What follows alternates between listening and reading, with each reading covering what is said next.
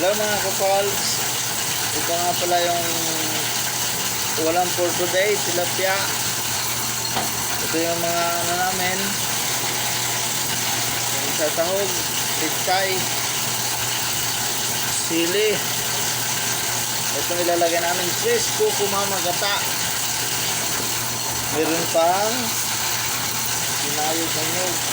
Lutong bicol ka mo, lutong bicol. Lutong bicol po ito.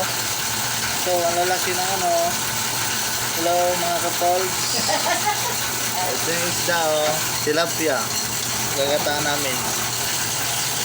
Ito yung mabisang ano. Sarap yun. Puro na, buragon ka.